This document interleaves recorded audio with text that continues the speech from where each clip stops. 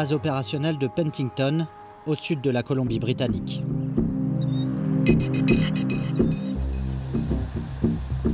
D'ici décollent les combattants du feu de la province.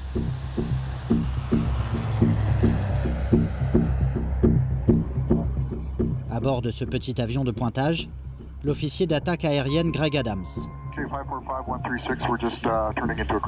C'est lui qui décide où doivent être largués les quelques 10 000 litres du mélange d'eau et de retardant qu'emporte chacun de ces deux avions-citernes. Aujourd'hui, c'est un galop d'essai. Demain, ces bombardiers d'eau interviendront sur l'un des 30 feux toujours hors de contrôle dans la province.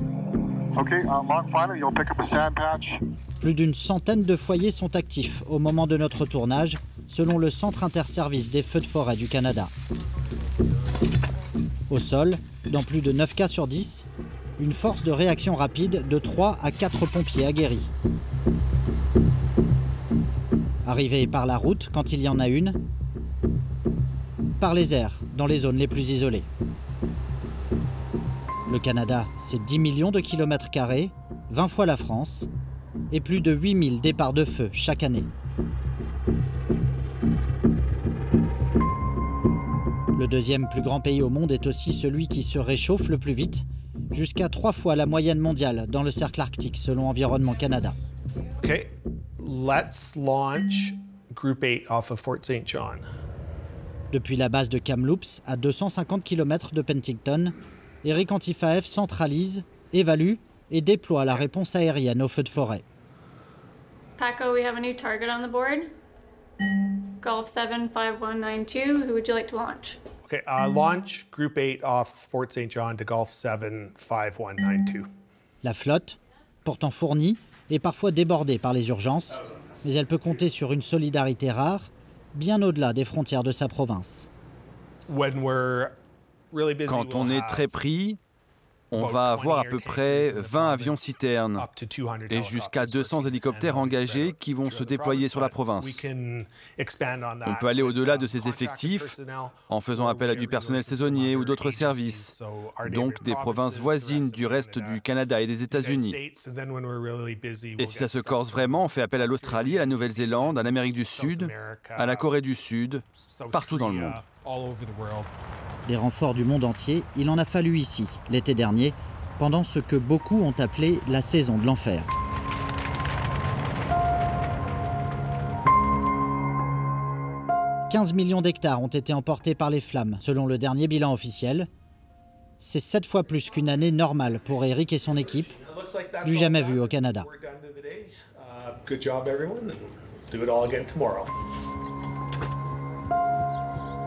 Difficile à croire, mais certains feux de l'été 2023 ont même refait surface cette année. On les appelle les feux zombies. Dans les tourbières du Nord, les flammes peuvent couver tout l'hiver sous la neige avant de ressurgir au printemps avec le dégel. Un cauchemar pour les pompiers. Ouais, je serais curieux de voir ce qu'ils nous diront sur ce qui va se passer là-bas. Donc il y a une tendance dans les prévisions.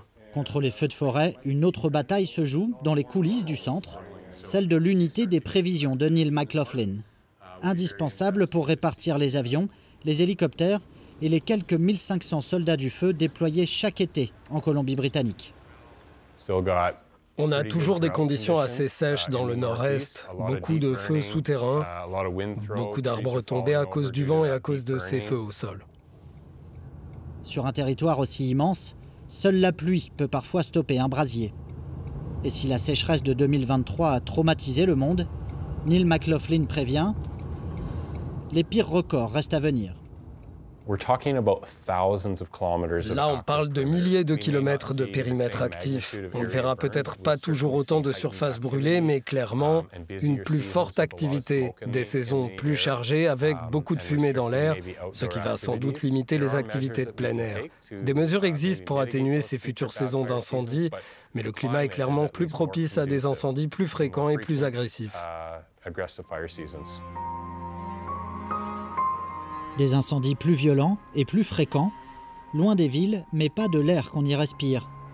Montréal ou New York ont enregistré certains jours de l'été 2023 la pire qualité de l'air au monde selon le classement IQR. Le Canada paye déjà le prix fort des effets du changement climatique. Pour se faire une idée du coût des incendies pour les Canadiens, il faut emprunter la route transcanadienne, le long de la rivière Thompson. Ici se croisent, nuit et jour, les trains de marchandises du fameux Canadien Pacifique. Construit pendant la ruée vers l'or, en territoire autochtone salish, le village de Lytton a battu plusieurs records de chaleur à l'été 2021.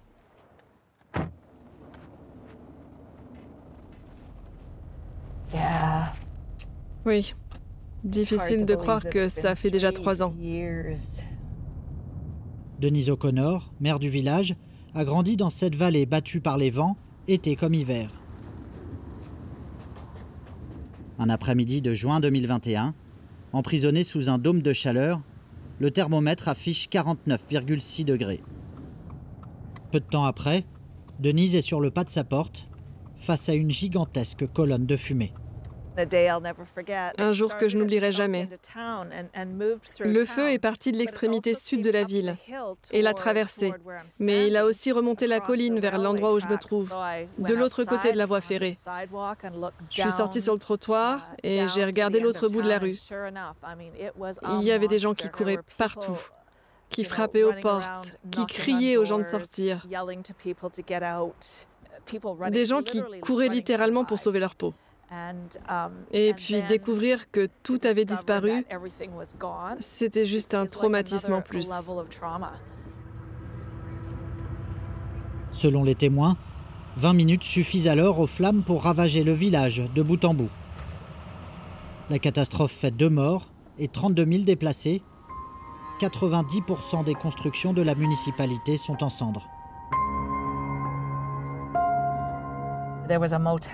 Ici, il y avait un motel. Et là, la piscine. Selon la mairie, seuls 4 habitants sur 10 avaient assuré leur maison ou leur commerce. 3 ans plus tard, à peine quelques bâtisses sont à nouveau en chantier.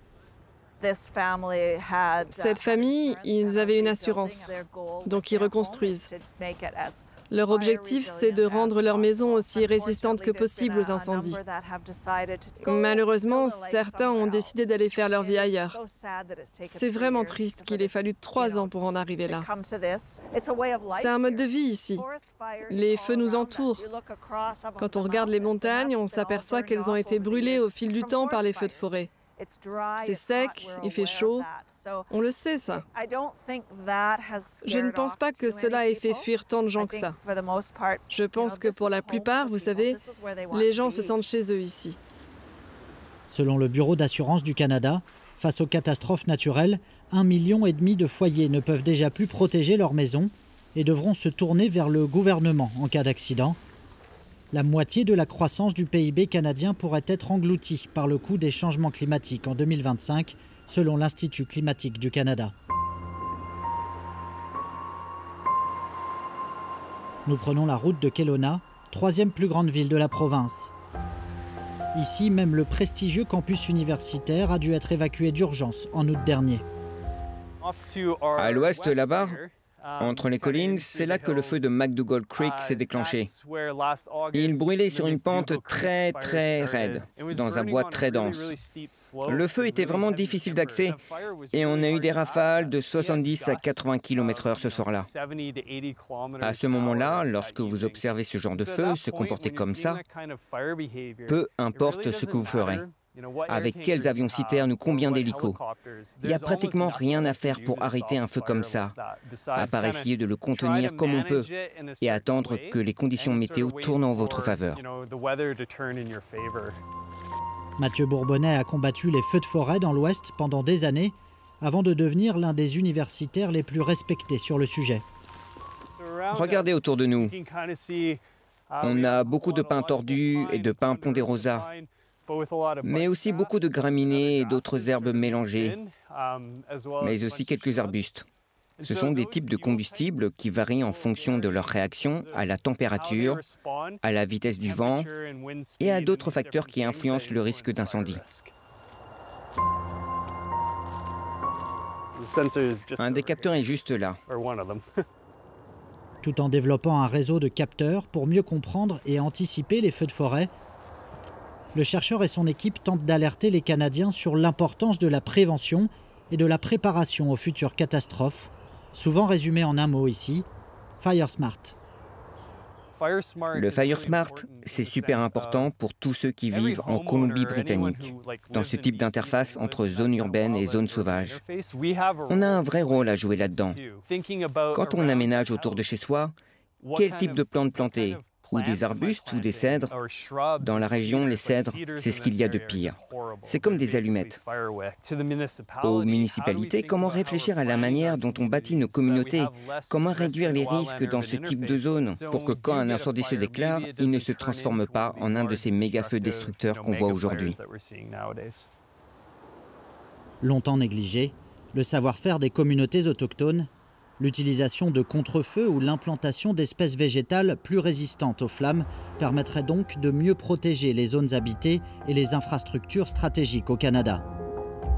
Selon le service de surveillance atmosphérique Copernicus, le Canada a contribué à lui seul à près du quart des émissions de gaz à effet de serre des feux de forêt dans le monde en 2023.